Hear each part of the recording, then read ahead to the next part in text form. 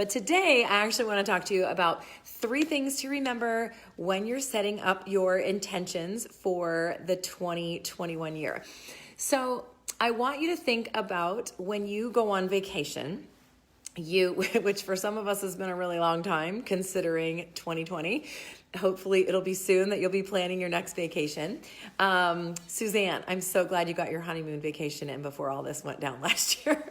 So when you plan your vacation, there are a few things that you never hesitate to factor in. One of those is time. Okay, that's, how long are we going to be able to go? How much can we afford? So there's 3 things: time, money, and resources. So these all kind of weave in together.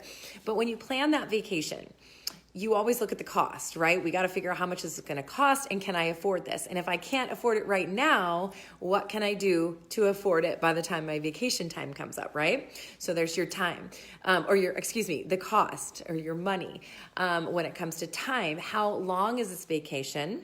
And this weaves into your money, right? How long is the vacation? How long can I afford to stay? How long can I afford to take off of work? How long can I, how long will the travel time be versus, to and from versus how long I actually want to sit down and relax on a beach somewhere. So we all factor this time in, right? And a lot of times we factor this time in like well in advance. We can't just go to work tomorrow and say, hey, I'm going to take 3 weeks off because I'm going on vacation. So we usually have to factor this in advance, right? If you're self-employed, it's the same thing. You have to set everything up so that your business can keep running while you're gone. And then the other thing that we factor into our vacations, which we should also be factoring into setting our goals, is resources. And I know that doesn't, it's, when you use the term resources, it doesn't see you thinking like oil and water and food, right? When I'm talking resources, I'm talking about the knowledge and the know-how. Do you have the proper knowledge and know-how to achieve the goal? If we were going on vacation, for example, do I know number one, do I know anything about where I'm going?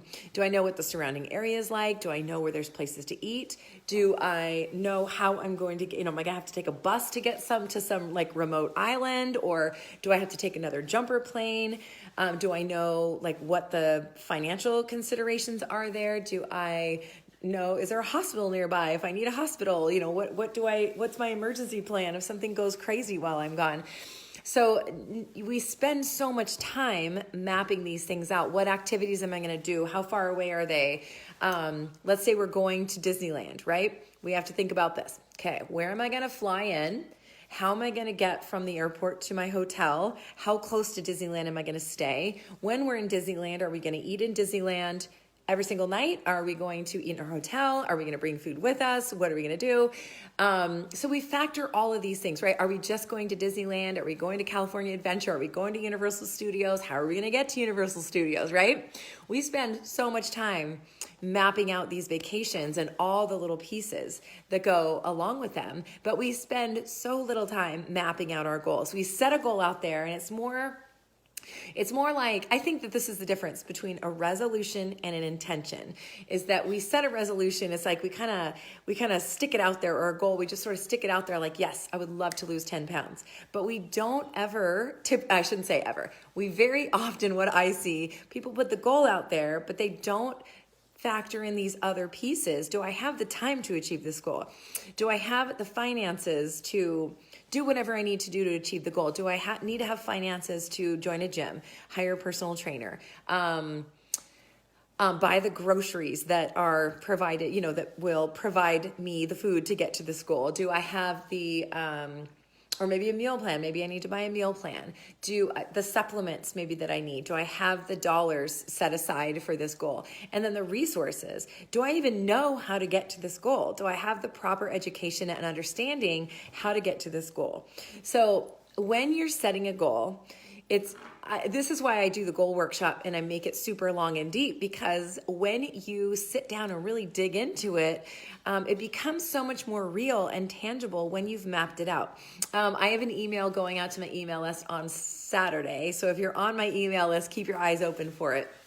And I think the title is, I think I made it something like, I got schooled by my teenager. And it's a story about how my 16-year-old, who's probably going to walk in any minute, who is like this massive man boy now. And I have a goal to get 10 pull-ups by my 50th birthday, which is in April, right? Now, as we know, pull-ups don't just happen, right? That pull-ups are like elusive to people. They just are like, I could never do a pull-up. But ask yourself this, did you set aside the time to do what you needed to do to get the pull-up? Most people don't. 2, do you know how to get a pull-up? Because you don't just jump on a bar and pull up, which most people think.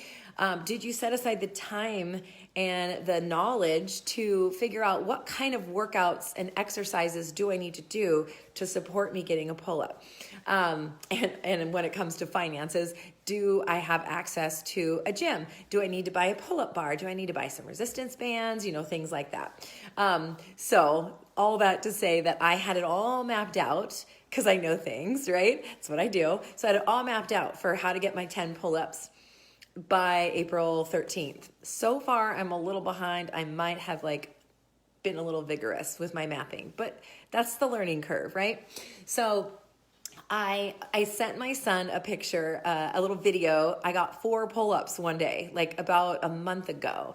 I got 4 pull-ups and I was stoked. I have it scheduled out that I will get, and you should do this too with your goals, that I will shoot for getting a new pull-up, adding a new pull-up every 3 weeks. And if I can do that, it will get me to my 10 pull-ups by April 13th. However, I was doing really great. I was doing all the accessory work that I need to do. There's a lot of exercises that you need to do to support a pull-up. A lot of things with the shoulder, the scapula, the lat muscles, all kinds of things. And I was doing all that work and I got those 4 pull-ups and I was like, oh my gosh, I felt so strong that day. I sent him a video, and then 2 weeks then I was like, I'm good, man. I'm well ahead of my game. I'm only supposed to be at 2 pull-ups right now. So I backed off a little bit and just did other things. And then I go into the gym about 2.5 weeks later, and I could only get 2 pull-ups. I was so mad, and they were so hard. I was so irritated. So I came into the house and I told my son, I'm like, I got 2. I lost 2 pull-ups. I am so irritated. It was so frustrating. And he goes, this is the whole story right here in one little nutshell. He goes, well, what did you do to earn those pull-ups? He had no idea that I had slacked off on my pull-up work for 2 weeks. But he nailed me. He was totally right. What did I do to get those pull-ups? And so I was thinking about this with goals. What are you doing to get the goals? Are you just putting the goal out there, or are you mapping it out?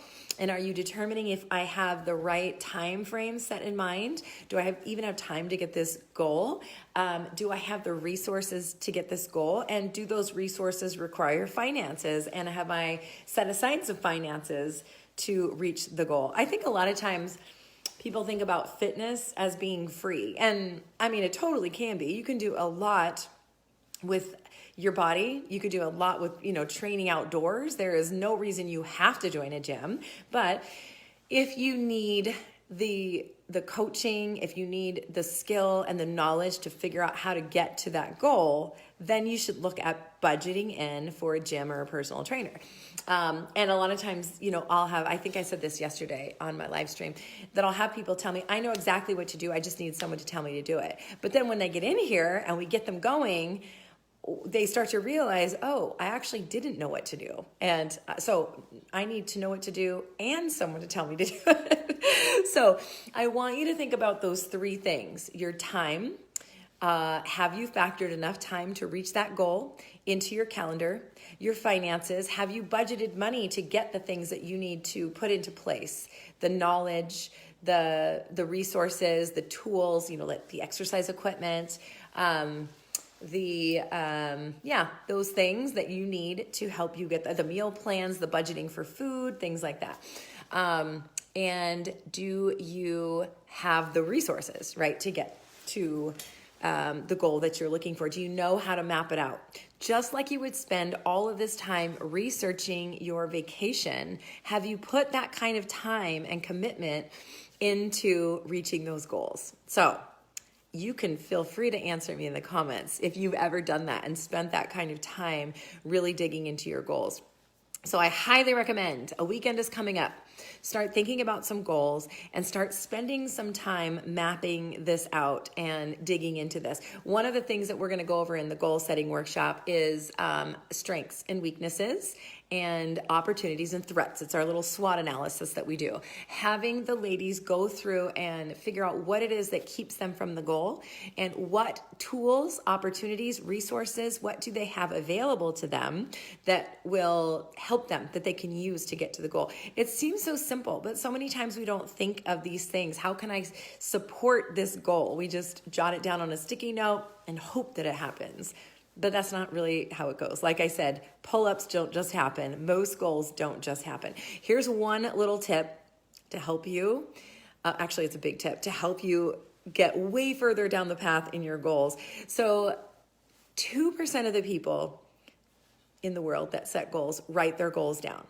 Studies have shown over and over that those 2% that write their goals down do 10 times better than people that don't write their goals down. This is why I like the workshops, because we dive in and we really dig into the goals. And we're writing them down and we're participating in the goal. And there's this whole process that goes from your head to your hand when you're writing it down and you're starting to think about it, and you're starting to visualize it. Oh, that's something else we're going to talk about in the workshop, is visualizing the goals and setting up a morning routine that helps with that. But when we really connect with the goal, we actually leave a session, like a planning session, and we're like, okay, I can make this happen. So I've got this, I do the same thing with my business goal. So I have this goal for how many clients I'd like to have by the end of the year as we rebuild from COVID. So I took that number. I gave myself a good, better, best goal. I really recommend that for you. A good, better, best. What would be amazing? What would be like sweet? That'd be like, whoo, icing on the cake, and then what would be, I'd be really, really pleased with this goal as well. So good, better, best, okay? So I went through each of those goals and then I broke down, and you could do this with your weight as well. I broke down, or your pull-ups, whatever you're doing. I broke it down into how many new clients do I need to get every month to reach each of those goals. And then I had to take a look at that and go, okay, I can do that, but they're not just going to walk in the door. What do I have to put into place to get these clients? So then I've got some figures that I figure out how many new leads do I need to get those clients. It's usually about 4 times more leads, like, people showing interest than will walk in the door and sign up with us. So I know that I need 4 times that many. So I have to look at every month and go, is it possible for me to get this many new leads? That's possible. How am I going to do it? What kind of ads am I going to run? What kind of specials am I going to run? What kind of referral plans am I going to run? So I map it out and I think about each of my goals, my good, better, best, set them out, map all the numbers out, just like you should do with your goals. So we have a phrase that we use in the gym all the time. It's what we measure, we manage. So same thing with your goals. Map it all out, figure out how much time it's going to take, figure out how much money it will take, figure out the resources that you need, map it all out and determine, is that realistic? And am I missing something? And if I'm missing something, how do I get it? Maybe I'm missing some resources. Maybe I don't have the knowledge or the education, and maybe that's going to cost me something. What do I need to do to budget for that? What can I eliminate that I don't really need? Are there apps I'm paying for that I don't really need I could put toward my personal trainer? Do I get my nails done? And maybe it's like, you know what? This year, my health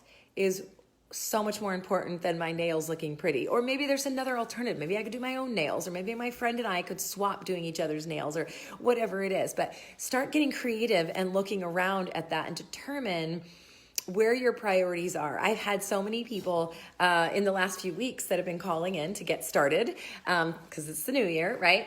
And the phrases that I've heard kind of get me excited. They get me excited for the ladies because I know what's to come for them. I know they are a little discouraged with these phrases. Phrases like, I cannot go up another pant size. I need this to be my year.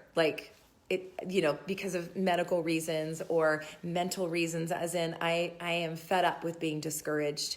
And so again, those are kind of sad when the woman says them and they're feeling discouraged, but the exciting part is that they're starting something, and I know what we can do for them. So on my end, I get really excited because I'm like, we're not going to let you down. We got you right here.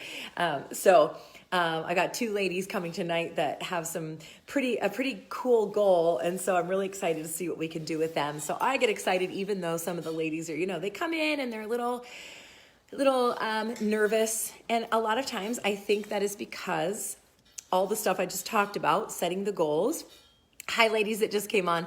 Setting the goals hasn't been done properly in the past, and it hasn't been solidified with the making sure there's time for it, making sure you have the finances set aside for it, making sure you have the resources for it, and mapping out a plan, reverse engineering the goal. So setting that goal, the good, better, best goal, and then backing it up to make sure it's really feasible. You could set a goal to lose 25 pounds this year, but do you have the action steps in place? What we measure, we manage. So if you break it down and you say, okay, 25 pounds, let's say 24 pounds.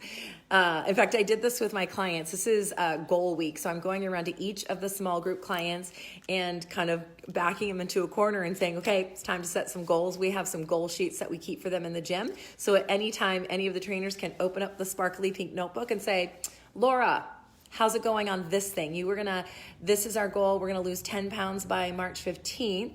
And our 3 action steps, which we ask our clients to create, or we help them create them, were this, this, and this. How is your walking going on Monday, Wednesday, Friday? We're very specific with them, and we ask them to fit this into their life. And we create a little plan for each one of them. So they each have a week plan that they can go, okay, I'm with Missy on Tuesday, Thursday, and Friday, and then I'm walking on Monday and Wednesday, and I'm doing a home workout on Saturday or whatever. So they know exactly what they're doing.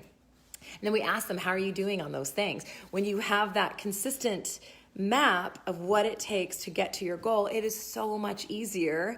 And you wake up in the morning and you know exactly what you're supposed to be doing. So get that goal, break it down into monthly, what is the monthly goal, then even break it down further into a weekly goal. If 2 pounds a month is the goal, which is one of my clients, I was saying, I gave her a goal and she goes, oh, I could totally do that. The amount of weight she wanted to lose seemed kind of big. And it was interesting because to her it seemed big. She's like, I honestly, I can't remember off the top of my head how much it was. The full amount, because I was focused on the piece. But it seemed like a lot to her. And then when we broke it down, she goes, that's not hard. I can totally do that. And it was so cool because it kind of showed me that when we first set the goal, I don't think she actually believed she could do it. And if you don't believe that you can do it, you are correct. You cannot do it if you don't believe you can do it. So when we broke it down, she looked at it and she goes, I got this. I can totally do this. And I totally know she will, because then we broke it down into that weekly amount. We gave her the 3 action steps to get to the goal. And then we'll check in. And if those action steps aren't enough, or they're not leading her there, or there's an obstacle preventing her from implementing one of the action steps, we'll just readjust it. So that is how we go about it. So I want you to be thinking about that.